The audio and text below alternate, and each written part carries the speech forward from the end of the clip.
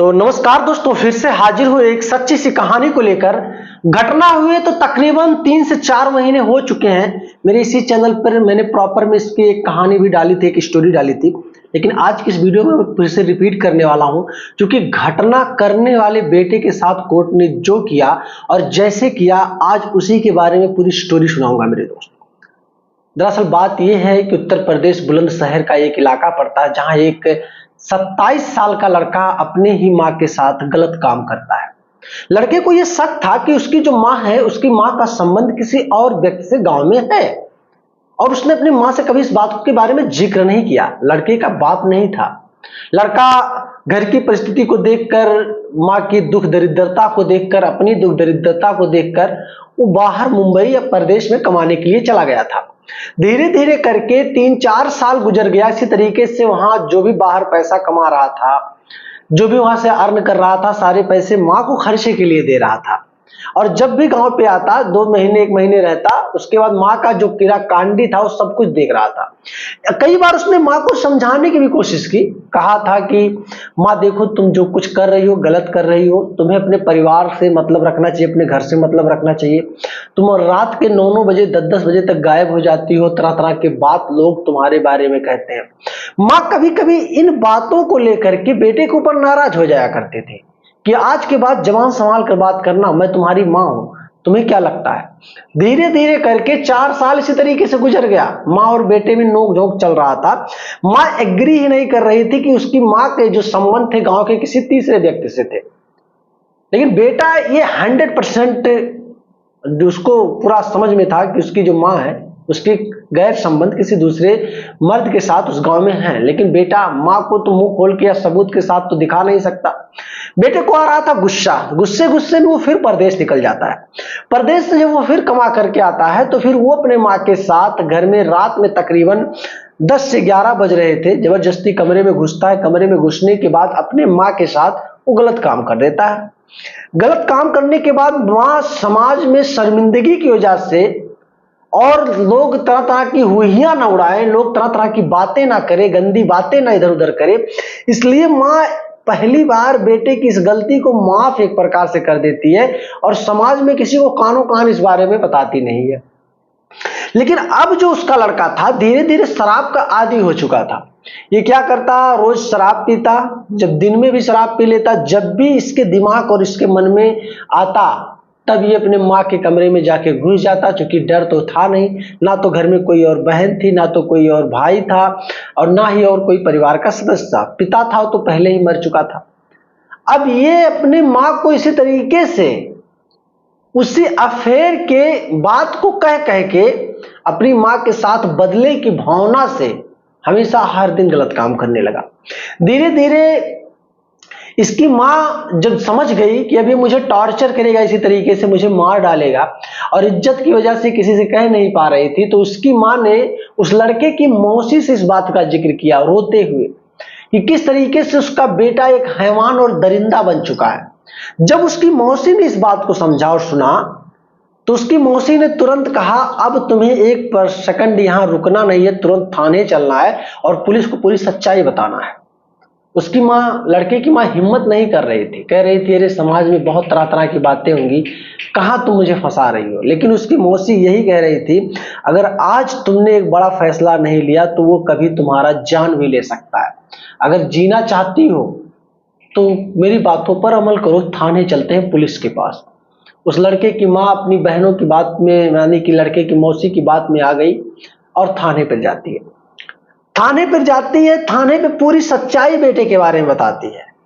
अब जब police FIR दर्ज करती है उस लड़के के खिलाफ, और उसको पुलिस तुरंत ढूंढना शुरू कर देती है। लगातार 2 दिनों के मशक्कत के बाद पुलिस जब उसको ढूंढ पाती है और थाने पे लाकर बैठाती है और उससे पूछताछ करती है, तो लड़के ने यही कहा कि साहब ये मुझे झूठा फंसा रही है, ऐसा कुछ नहीं है साहब, ये मुझे बदनाम करना चाहती है, ये मां नहीं डायन है, चुड़ैल है।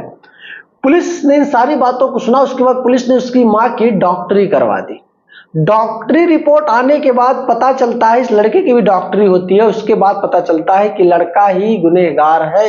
एक लड़का ही, खुद का बेटा ही अपनी मां के साथ गलत काम करता है। पुलिस तुरंत इसको जेल भेज देती है और मुकदमा दर्ज हो जाता है। कोर्ट में मामला विचाराधीन हो जाता है। धीरे धीरे करके सुनवाइयां चल रही थी, काफी दिनों तक सुनवाइयां चल रही थी। जब भी कभी कभी बेटे को जेल से न्यायालय के अंदर बुलाया जाता था तो पूछताछ जब जज करता था तो ये बेटा हमेशा मगरमच्छ की आंसू बहाता था जज के सामने। कभी कभी जज को भी ये लगने लगता था कि लगता है कि इसकी माँ सच में इसको फंसा रही है। एक बेटा कैसे कर सकता अपनी माँ के साथ ऐसा काम। जज भी करे तो करे क्या, लेकिन जो सारे सबूत थे और जो गवाह थे और जो माँ के कहे गए बयान थे वो सारी चीजें चिल्ला चिल्ला कर ये बता रही थी कि बेटा ही है माँ का गुनहगार। धीरे धीरे करके कई सुनवाइयां हुई, कई तारीखें पड़ी, डेट पे डेट चलता गया, लेकिन अंततः ये पाया गया कि बेटा ही है माँ का असली गुनहगार। उसके बाद वहां की कोर्ट ने ये तुरंत मुहर लगा दिया और आदेश पारित कर दिया बड़े पन्ने में कि बेटे को जीवन कारावास की सजा सुनाई जाए। एक माँ जब कोर्ट के अंदर अपने ही खून, अपने ही औलाद के बारे में ये सुनती है कि अब उसका बेटा जेल से निकल ही नहीं पाएगा, अब पूरा जीवन उसके बेटे को जिंदा लाश बनकर जेल के सलाखों के पीछे सड़ना पड़ेगा, और जेल के अंदर के जो लोग होते हैं मुलजिम उस बेटे के साथ क्या करेंगे। माँ ये सब सोच सोच कर तड़प रही थी, हाथ जोड़ रही थी। जज के सामने वो विनती भी करना चाहती थी कि जज साहब उसको बख्श दो, उसको अपने हालात पे जाने दो, जैसे वो करना चाहता, जो उसने किया अपने जीवन में उसका सजा उसको ऊपर वाला देगा। लेकिन कहते हैं कि कानून के हाथ में और फंदे में जो एक बार फंस गया दोस्त, उसको दुनिया की कोई ताकत नहीं बचा पाएगी। उस लड़के की मौसी और लड़के की माँ एक साथ कोर्ट में जाते थे, सुनवाइयां होती थी, वकीलों की बात मानते थे। लड़के की मौसी ने उसकी माँ को दबा कर रखा कि देखो बहन, तुम मेरी बड़ी बहन हो, बेटे की गलतियों को नजरअंदाज किया जाता है लेकिन इतनी बड़ी गलती को नजरअंदाज नहीं किया जाता है।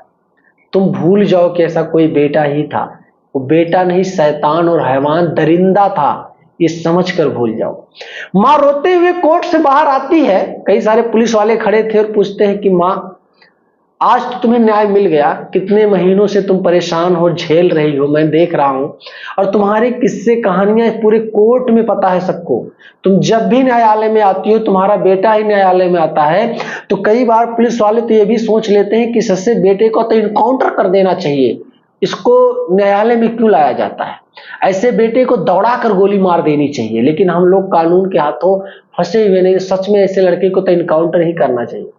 माँ पुलिस वाले के सामने हाथ जोड़कर रोने लगी और कहने लगी, साहब बेटा, जब तक उसको सजा नहीं हुआ था तब तक तो मुझे बहुत अच्छा लग रहा था केस लड़ते हुए कि इसको सजा हो जाए, मौत हो जाए, ये हो जाए, वो हो जाए। लेकिन आज जब उसको उम्र कैद की सजा हो रही है, मेरी आंखों के सामने आदेश पढ़ा जा रहा है और सुनाया जा रहा है, मैं इस चीज को पढ़ने और सुनने के बाद हैरान हूं। मुझे समझ में नहीं आ रहा है मैं जीऊं या मरूं। लेकिन कई सारे वकील, कई सारे प्रशासनिक अधिकारी और भी पुलिस वालों ने समझाया, माँ भूल जाओ ऐसा, वो समझो ही मत कि वो बेटा था, समझो राक्षस पैदा किया था तुमने और उसकी गलती ऊपर वाले ने उससे दे डाली। ये सारी बात लोगों ने समझाया बुझाया। उसके बाद उस लड़के को उम्र कैद की सजा होती है, उसको जेल भेज दिया जाता है। अब वो जेल की चक्कियों के पीछे अपना चक्की पीस रहा है और वहां के जो बड़े बड़े शातिर मुलजिम होंगे जेल में उसके अंदर जो कर रहे होंगे वो उसने कभी जीवन में सोचा भी नहीं होगा। अब उस लड़के की माँ और लड़के की मौसी एक साथ एक ही जगह पर रहते हैं। दुनिया समाज में तरह तरह की बातें, तो लोग अफवाहें उड़ा रहे हैं, कुछ लोग बहुत तरह की बातें कर रहे हैं, कहने दो, दुनिया है, समाज है। लेकिन पहली बार कानून में ऐसा सुना गया मेरे दोस्त कि एक माँ के सामने कोर्ट में बैठाकर एक बेटे को उम्र कैद की सजा सुनाई गई, वो भी माँ का ही गुनहगार था। क्या कहना चाहोगे उस बेटे के बारे में? क्या कानून ने इतना बड़ा न्याय करके सही किया या गलत? आप कमेंट बॉक्स में कमेंट जरूर करना दोस्त, और वीडियो पे लाइक करना। चैनल पे नए हो, भी आपने नहीं देखा मेरा चैनल ना, विजिट पहली बार किए हो, सब्सक्राइब कर लेना यार। आपको इसी तरीके से अच्छी अच्छी स्टोरी मैं देता रहूंगा। मिलूंगा जल्द ही। जय हिंद।